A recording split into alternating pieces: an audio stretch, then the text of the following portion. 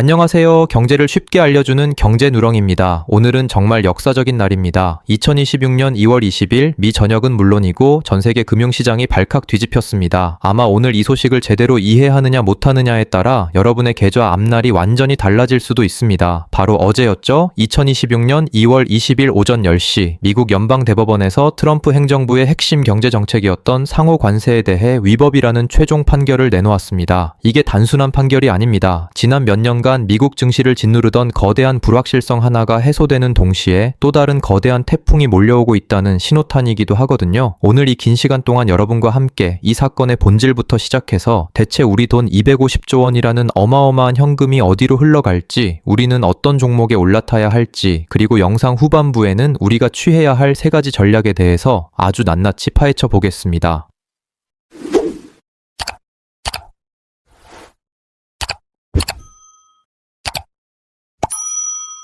먼저 상황부터 정리해볼까요? 대법원 판결이 어떻게 나왔는지 궁금하시죠? 이번 판결은 6대3이라는 압도적인 결과로 나왔습니다. 핵심은 국제비상경제권한법, 일명 IEEPA라는 법입니다. 트럼프 대통령은 이 법을 근거로 국가 비상사태를 선포하고 전 세계 국가들에게 일방적으로 관세를 매겨왔잖아요. 그런데 대법원은 이렇게 말했습니다. 관세를 부과하고 세금을 징수할 권한은 미국 헌법 1조 8항에 명시된 대로 오직 의회에만 있다. 대통령이 비상상황이라고 해서 마음대로 세금을 낼 권한을 가져갈 수는 없다는 거죠. 이 판결이 나오자마자 트럼프 대통령의 반응이 어땠을까요? 예상하신 대로 정말 불같이 화를 냈습니다. 백악관 브리핑룸에서 굳은 표정으로 서서 대법관들을 향해 미국의 수치라는 표현까지 써가며 비난을 쏟아냈어요. 그러면서 바로 플랜 B를 가동했습니다. 무역법 122조를 근거로 전 세계 모든 수입품에 대해 10%의 보편 관세를 새로 부과하겠다고 행정명령에 서명해버린 겁니다. 이건 사흘 뒤에 바로 발효됩니다. 자, 여기서 우리가 주목해야 할 숫자가 나옵니다. 바로 1750억 달러입니다. 우리 돈으로 환산하면 약 250조 원에 달하는 거대한 금액이죠. 이게 대체 무슨 돈이냐고요? 그동안 트럼프 행정부가 기업들에게 걷어갔던 관세의 총액입니다. 이제 근거가 사라졌으니 기업들은 이 돈을 돌려달라고 정부에 요구할 수 있게 된 겁니다. 여러분, 250조 원이라는 현금이 한꺼번에 시장에 풀린다고 상상해보세요. 이건 중앙은행이 돈을 찍어내는 양적 완화보다도 훨씬 더 강력하고 직접적인 유동성 공급 효과를 가져올 수 있습니다. 그런데 여기서 질문 하나 던져볼게요. 과연 이 돈을 정부가 순순히 돌려줄까요? 여기서부터는 아주 치열한 법적 전쟁이 시작됩니다. 대법관들 사이에서도 이미 행정적 대혼란이라는 표현이 나왔습니다. 환급 신청 기한이 180일로 딱 정해져 있는데 이 기간을 하루라도 놓치면 수조 원을 받을 권리가 영원히 사라지거든요. 기업들은 지금 피가 마르는 시간 싸움에 돌입했습니다.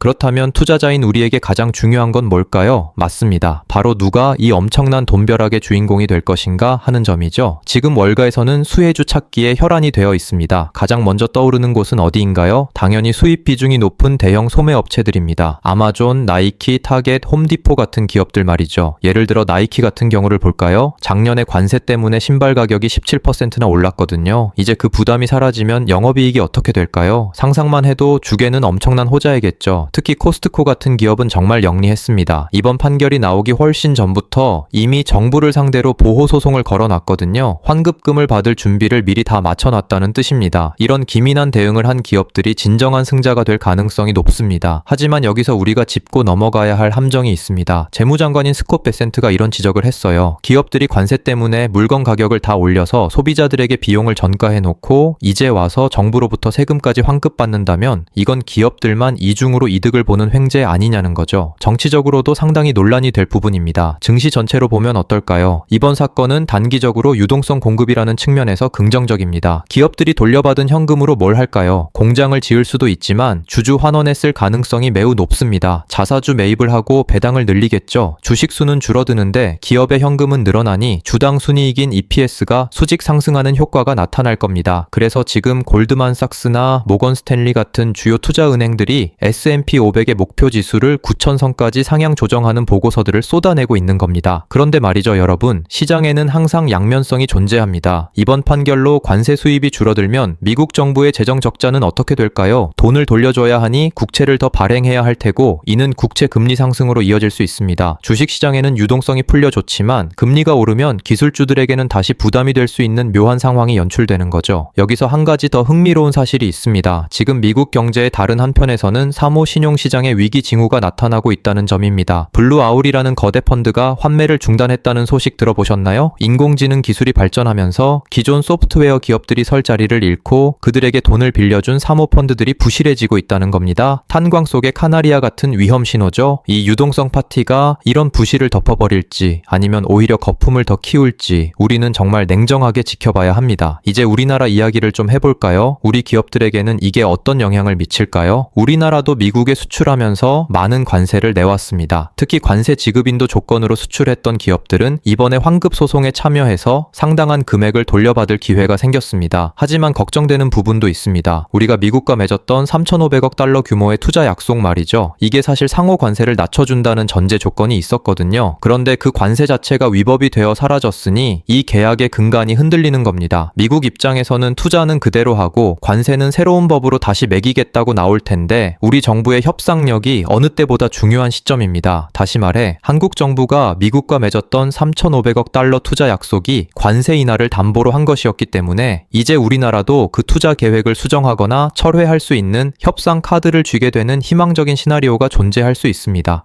자, 이제 여러분이 가장 기다리셨을 시간이죠. 이 대혼란의 시기에 우리의 소중한 자산을 어디에 배치해야 할지 구체적인 3가지 전략을 아주 낱낱이 파헤쳐 보겠습니다. 단순히 좋다 수준이 아니라 왜 좋은지, 어떤 종목이 튀어나갈지 숫자로 하나하나 짚어드릴게요.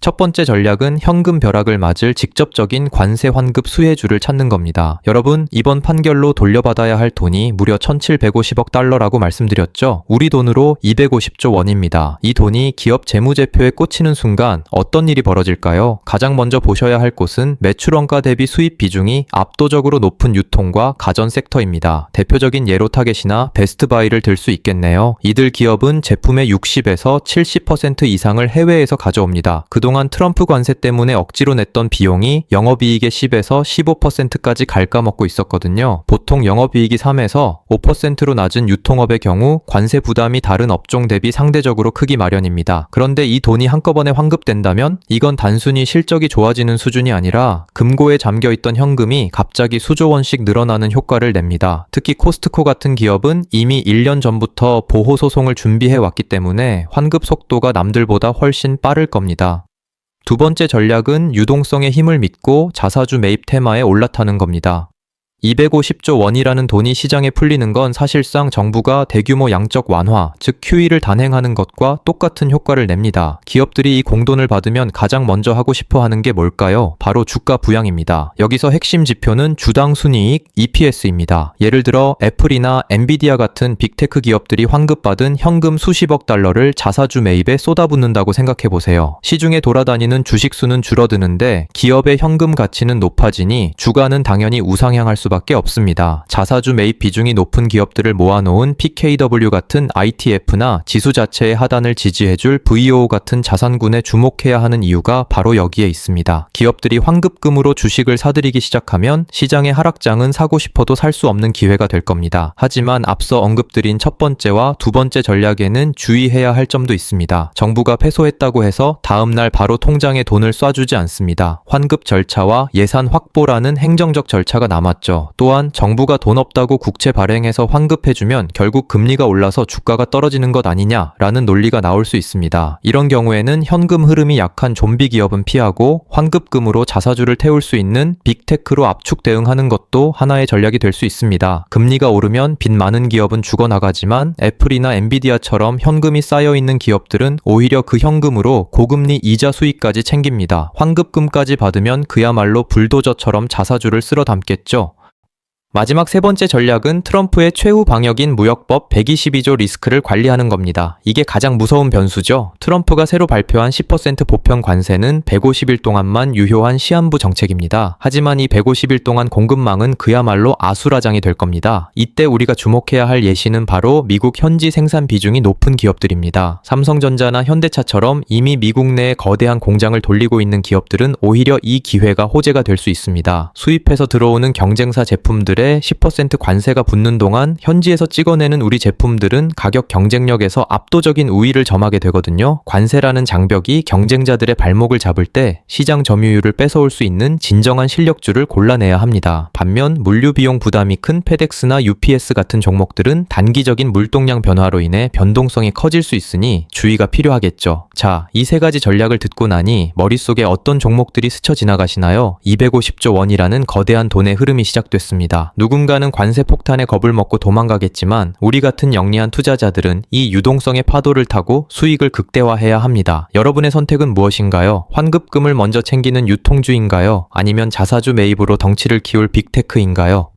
날짜를 다시 한번 상기해 봅시다. 2026년 2월 23일, 즉 이틀 뒤면 새로운 보편 관세 행정명령이 발효됩니다. 저는 이번 사건이 결국 시장의 거대한 돈의 흐름을 만들어낼 것이라고 봅니다. 법적인 혼란은 있겠지만 250조 원이라는 실체적인 현금이 움직이기 시작했다는 사실이 중요합니다. 분명한 건 지금은 가만히 앉아 있을 때가 아니라는 겁니다. 기업들의 공시를 살피고 어떤 회사가 환급 소송에 이름을 올렸는지 그리고 그 규모가 어느 정도인지 체크하는 것이 중요해 보입니다. 정보가 너무 방대해서 머리가 아프실 수도 있지만 돈의 흐름은 언제나 복잡한 곳에서 시작됩니다. 이 복잡한 실타래를 남들보다 먼저 푸는 사람만이 이 거대한 유동성의 파도를 올라탈 수 있습니다. 마지막으로 강조하고 싶은 점은 이런 시장 변동이 심한 상황에서는 리스크 관리를 소홀히 해서는 안 된다는 겁니다. 트럼프의 무역법 122조는 시작일 뿐입니다. 앞으로 232조, 301조 등 다양한 카드가 더 나올 수 있습니다. 법적 분쟁은 이제 막 막을 올렸고 그 과정에서 나오는 뉴스 하나하나가 시장을 흔들 겁니다. 하지만 그 소음 속에서도